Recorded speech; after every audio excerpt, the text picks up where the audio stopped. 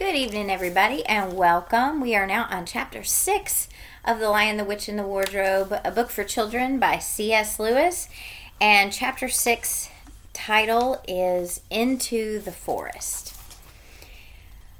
"I wish the Macready would hurry up and take all these people away," said Susan presently. "I'm getting horribly cramped." "And what a filthy smell of camphor," said Edmund. "I expect the pockets of these coats are full of it," said Susan, "to keep away the moths." "There's something sticking into my back," said Peter. "And isn't it cold?" said Susan. "Now that you mention it, it is cold," said Peter. "And hang it all, it's wet too. What's the matter with this place?" "I'm sitting on something wet. It's getting wetter every minute." He struggled to his feet. "Let's get out," said Edmund. "They've gone." "Oh," said Susan suddenly, and everyone asked her what was the matter. "I'm sitting against a tree," said Susan. "And look, it's getting lighter over there." "By Jove, you're right," said Peter. "And look there, and there!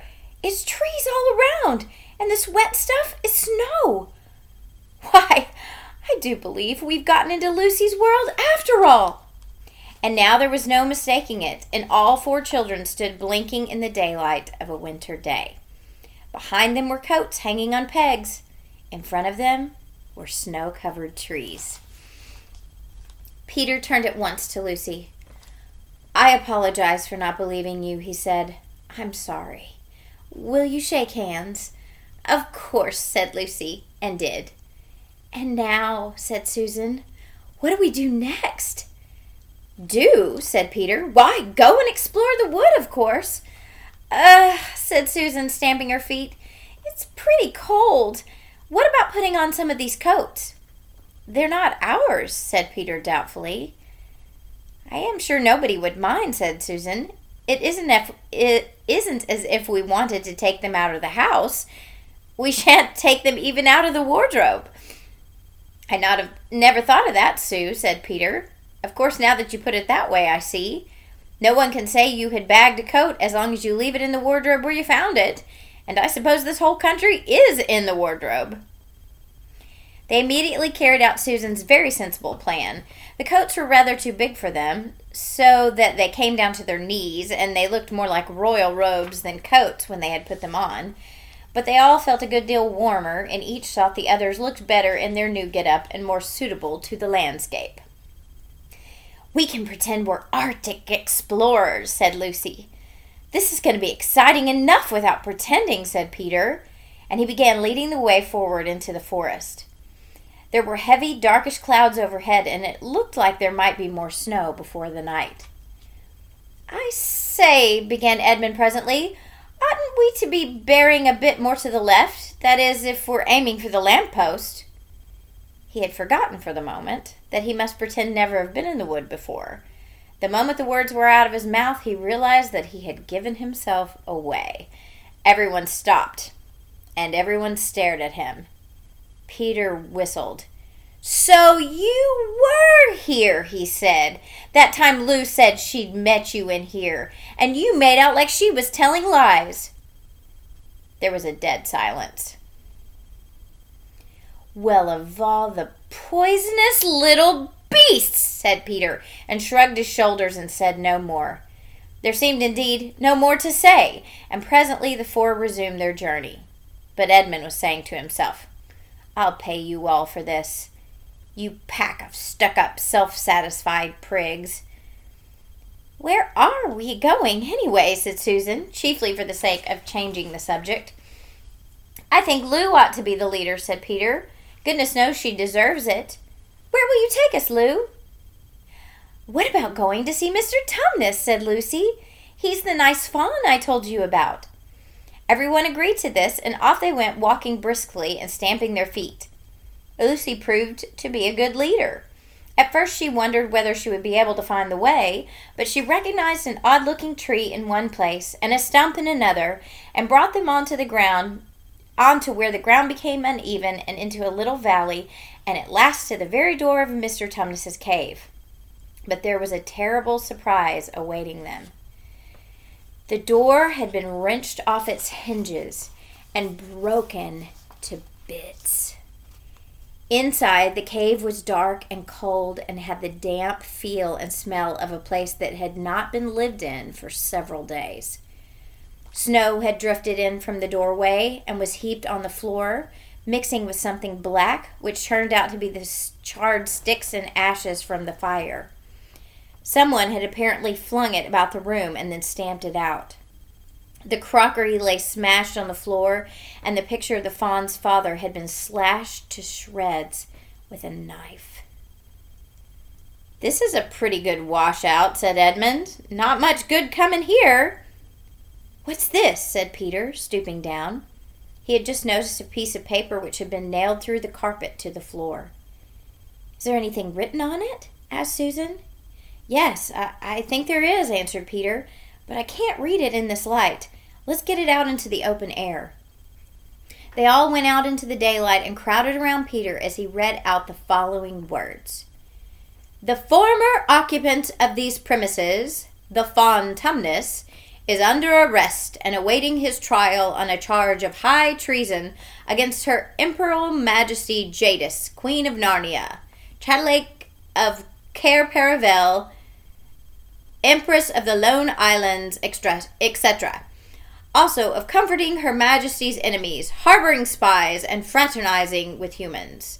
Signed, Mogrim, Captain of the Secret Police. Long live the Queen." The children stared at each other. "I don't know that I'm going to like this place after all," said Susan. "Who is this Queen, Lou?" said Peter.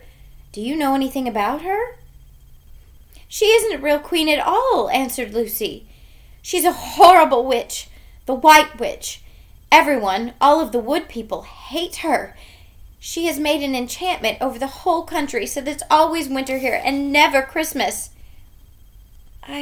I wonder if there's any point in going on," said Susan.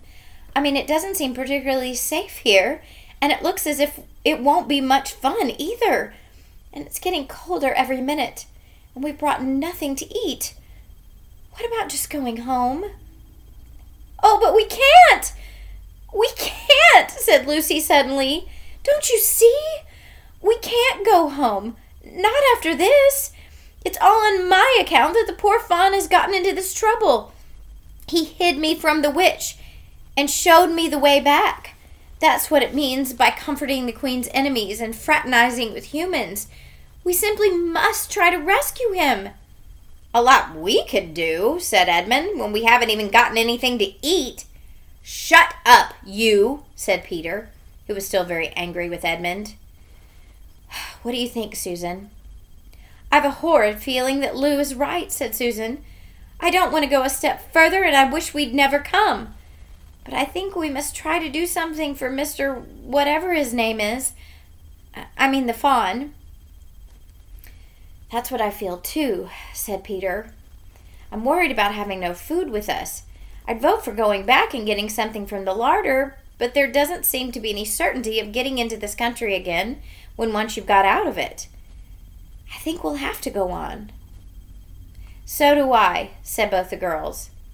"If only we knew where this poor chap was imprisoned," said Peter. They were all still, wondering what to do next, when Lucy said, "Look, there's a robin with such a red breast. It's the first bird I've seen here. I say, I wonder, can birds talk in Narnia?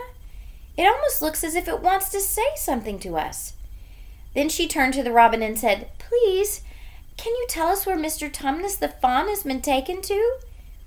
As she said this, she took a step towards the bird. It at once flew away, but only as far as the next tree. There it perched and looked at them very hard, as if it understood all they had been saying. Almost without noticing that they had done so, the 4 children went a step or 2 nearer to it. At this, the robin flew away again to the next tree, and once more looked at them very hard. You couldn't have found a robin with a redder chest or a brighter eye. "Do you know," said Lucy, "I really believe he means us to follow him." "I've an idea he does," said Susan. What do you think, Peter? Well, we might as well try it, answered Peter. The robin appeared to understand the matter thoroughly. It kept going from tree to tree, always a few yards ahead of them, but always so near that they could easily follow it. In this way, it led them on slightly downhill. Wherever the robin alighted, a little shower of snow would fall off the branch. Presently, the clouds parted overhead, and the winter sun came out, and the snow all around them grew dazzlingly bright. They had been traveling in this way for about half an hour, with the two girls in front, and when Edmund said to Peter, "If you're not still too high and mighty to talk to me, I've something to say which you'd better listen to." "What is it?" said Peter. "Hush! Not so loud," said Edmund. "There's no good frightening the girls. But have you realized what we're doing?" "What?" said Peter, lowering his voice to a whisper. "We're following a guide we know nothing about. How do we know which side that bird is on? Why shouldn't it be leading us into a trap?" "That's a nasty idea. Still, a robin, you know. They're good birds in all the stories I've read. I'm sure a robin wouldn't be on the wrong side." "If it comes to that, which is the right side? How do we know that the fawns are in the right and the queen, yes, I know, we've been told she's a witch, is in the wrong? We don't really know anything about either. The fawn saved Lucy. He said he did, but how do we know? And there's another thing, too. Has anyone the least idea of the way home from here?" "Great Scott!" said Peter. "I hadn't thought about that." "And no chance of getting dinner either," said Edmund. All right, so the adventure has started, and they are on their way through Narnia, following this robin. Is the robin good? Is the robin bad? What's going to happen? Guess what? You got to wait till tomorrow to find out. Chapter 7, I will give you a little spoiler. Chapter 7, the name of the chapter is A Day with the Beavers. So we'll see what happens next.